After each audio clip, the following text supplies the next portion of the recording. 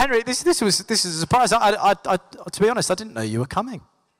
No, I didn't know I was coming up. But I mean, Henry, what is it that attracts you to coming to events like this, put on by the AST? Well, I mean, everyone knows Ackle, the work that he does, and when you get a message from Ackle, you don't turn it down, because and also.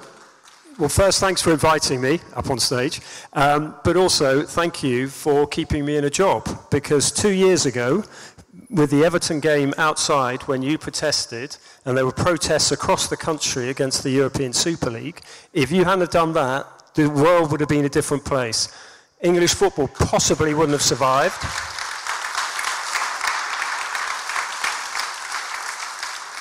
Do you know, it seems like yesterday, because I think it was during COVID, and I was fortunate to be inside the ground covering the game. There's terrible games behind closed doors, and I went up onto the roof and looked down, and it made me very proud. Obviously, I was angry what was going on with the owners and the Americans and, well, you know, assorted owners, the greedy six, whatever you want to call them. But the fact that the fans were responding across the country, it happened with the Leeds and Liverpool fans on the Monday night, Chelsea fans, all the fans.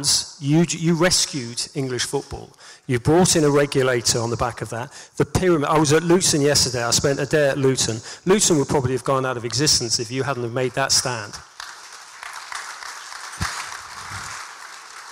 And for me, the pyramid matters. It matters because I cover England, and what was it, 23 of the 26 who went to Qatar. That was an experience.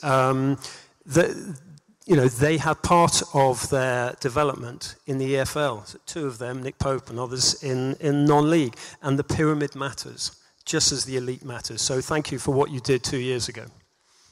So true.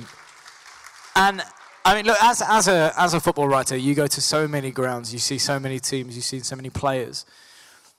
How do you begin to, it's really difficult sometimes when I tell my friends about the difference in the Emirates now. There's this air that as soon as you walk in, there's this vibe of, I don't know, that we're going to win, that we've got the fan base. How do you begin to put that down into writing and let the rest of the UK know and the rest of the world? I think this seems a club united at the moment. I think there was obviously tensions in the latter stages of Arsenal's career, issues with the ownership, which obviously manifested itself 2 years ago. But I mean, I was at the Community Shield, as you were, at the weekend. I understand there were issues with Manchester City fans, and they were raising money for food banks, and they were protesting about the timing, and I have huge sympathy, and I did help them with some of the campaigning on that. But the noise from the Arsenal end, and it wasn't simply that end, it was all around. I thought Arsenal are a powerhouse again. The Sport Vinay was talking about it very eloquently earlier. This is a club united. This is a club going places. This is a club with a fantastic manager, Mikel Arteta, who I've always believed in, because I spoke to people at City, and the players there that he worked with, you knew he was going to do something special here. There's something about him.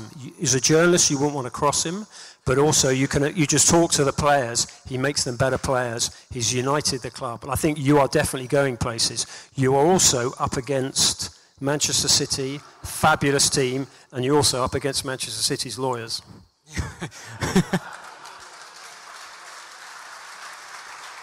100%. And obviously, you've covered England for a long time, and I always tell people that we do have England's best player in Bukayo Saka. I hear people talk about Kane, but I firmly believe that the first player that an opposing team will look at when they look at England is Saka. I mean, just how special is he to you? Just little things about Bukayo Saka. When he turns up with England, he does an interview. He's got a water bottle on the table. He takes it away. He puts his seat under the table. He shakes your hand. There's eye contact. He will be the perfect son. My son's here, so he's got some competition. But Bukayo Saka. So I've got the perfect son, but Bukayo Saka it'd be the sort of perfect second son.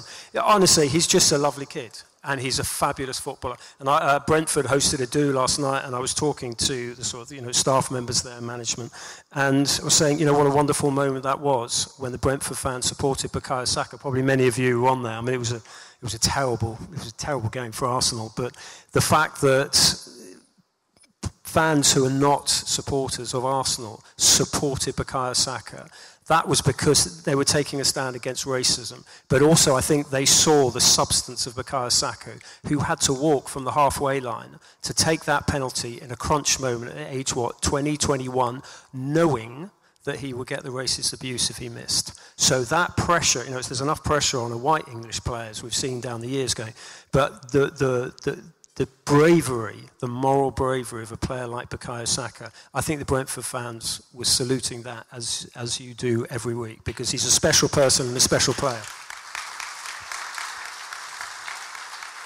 Looking ahead to this season, last season was a special season, but coming into it this year, as a football writer, is there an air of, okay, we could have a four-horse race back? Man United are looking strong in pre-season. Chelsea are buying players.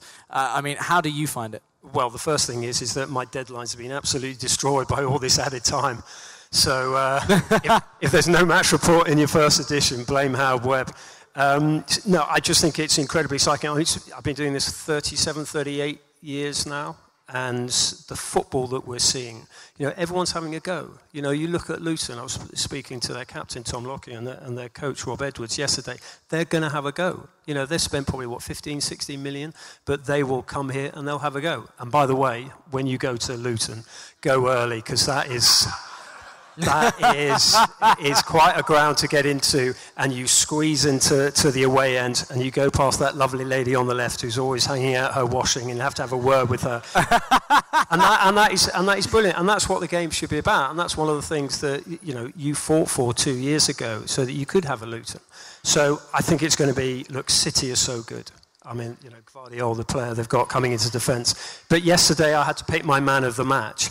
It could easily have been Timber. I thought Timber was outstanding. That confidence to get forward, he playing out of position, as Bakary was mentioning earlier. Declan Rice, everyone was raving about Declan Rice. I know Declan, I've been covering him for years.